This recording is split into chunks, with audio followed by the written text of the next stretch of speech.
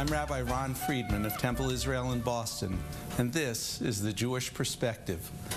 On this morning's program, we'll hear about a nonprofit social action group called Volunteers for Israel.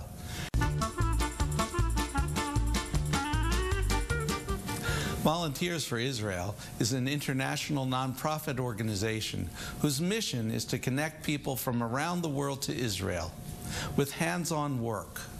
Valerie Carlone is an ambassador for Volunteers for Israel and joins us this morning to talk of her experiences. Welcome, Valerie. Oh, good morning. Thanks a lot for coming. It's nice to be here. Thank you.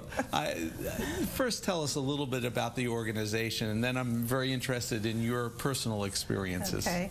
Well, the organization was started during the first Lebanon War in 1982 by General Davidi. When the reserve soldiers were called up, they needed people to farm and, bring in the crops, and so he sent emissaries to the U.S. again. He got like 400 volunteers the first time, and ever since, over about 150,000 people have, in the past 30 years, have joined the program. That's fabulous. And several have been repeat people, so it's great. And the U.S. sends about 12 to 1,500 a year. And there are other groups. There's French groups and Russian groups, but they have their own groups for language reasons. And I know that many of our viewers understand the unique nature of the Israeli Defense Forces in terms of what's demanded and why volunteers would be necessary even when there's not a war on. But could you explain that a little bit more?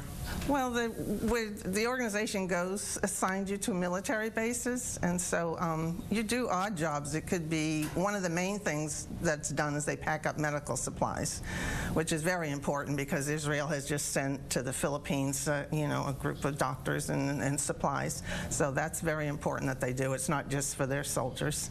And you do odd jobs. It just frees the soldiers up to do more important things like, guard duty or whatever that they need to do.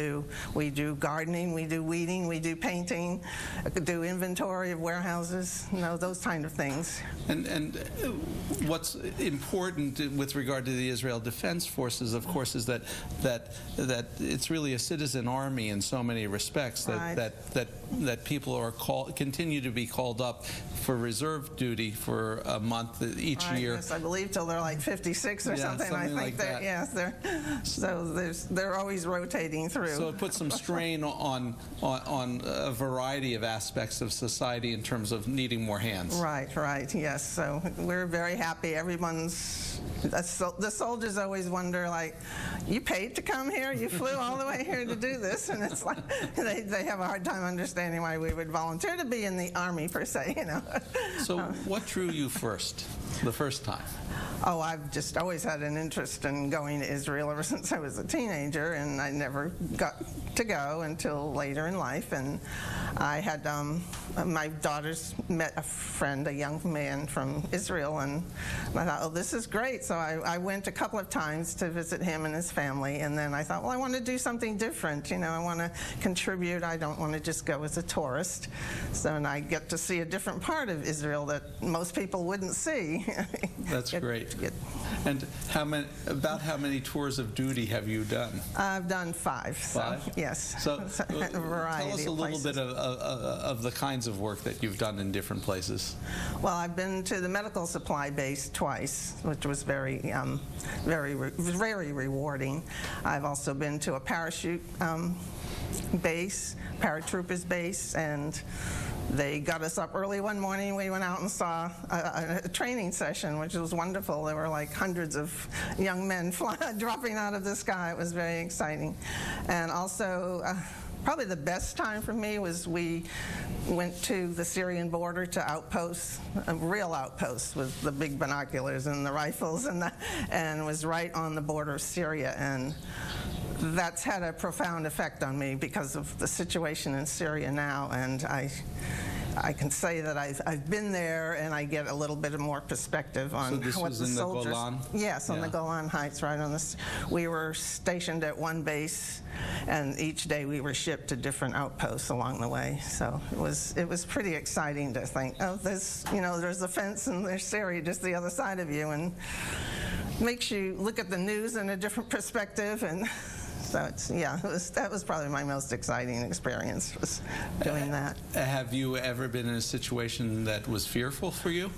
No, not at all. And they're very cautious about. At some bases I've been, they've actually pulled people away. One time from the Egyptian border, they pulled the people up to our base for a couple of days, and then they took them back. They're very careful about not putting you. I doubt that they would let anybody go to the outpost on the Syrian border right now. So. Right, Yeah. right, because of the situation, Right. of course. And how many people did you say are now involved on an annual basis, or approximately? About 12 to 1,500 come just from the United States. Just from the United States, yes. There's an organization, it's part of the SAREL organization, and that's what they call it in Israel. There are some Israelis that also do it. And Pamela Lazarus, who made Aliyah from Chicago, she's the coordinator in Israel now. So she gets to assign everybody where they're going. So there are Israelis doing volunteer duty of the same kind? Yes, yes. So yes. that's great. Not as many, but... Well, sure, because but, they're also they're serving. Busy, they're also right. in the, they actually are in the Right. Army. So, yeah, they give up quite a bit of time on a regular basis. Right. What about in terms of length of stay? How long is this volunteer service you usually can go for one. They have 1 week programs about 3 or 4 times a year. Normally, most people will go for 2 or 3 weeks, and I've done both. I've done 2 weeks and I've done 3 weeks, and it's a good length of time. Yeah, You really get to know, because you're in a cohesive group. Everybody's there for the same reason. They love Israel and they want to support Israel. So everybody has the same mindset while they're there, and it's very rewarding. And you get to meet people from everywhere. You know, met people from South Africa and Canada and just all around the world. That's so, great. Yeah. And what about training? Is there training done stateside? Is all the training done on the spot? How does it work? There is not really any training. Anything they ask you to do is not anything that you can't just learn on the spot. You know, I mean, with as part of doing the medical supplies is, you know, they show you how to do it and Right, what to what you put have to in the pack back. up. Yes, right. It's not, yes. And when you've been there, have you then had a chance to travel the country, combine it with travel, or? Right. Yeah, a lot of people do that. Some people will go early. Some people will stay longer, and you have the weekend to yourself from Thursday afternoon till Sunday morning, because their nice. week goes Sunday to the weekend. And so a lot of people will travel. Some people you meet new friends and you go as, you know, sometimes they get together as groups and travel, and so it's a good way to connect with the people there too. And is it people of all ages? Yes, they actually have 2 international youth programs in the summer, and that's for 17 to 25-year-olds. And but they are welcome to come in the other groups too. But they're a little older, because it's usually the older adults that have the time that they can spend 2 or 3 weeks. Right, right. Yeah. So, but yeah, it's anywhere. I've had 80-year-olds in my group, you know, working just as hard as everybody else. That's great. So I want to thank you very much for sharing this with us. And let's let folks know, for more information on Volunteers for Israel, you can contact Valerie at valcarlone@yahoo.com, or go to their website, www.vfi-usa.org. We'll return after this break with Taza Chocolates.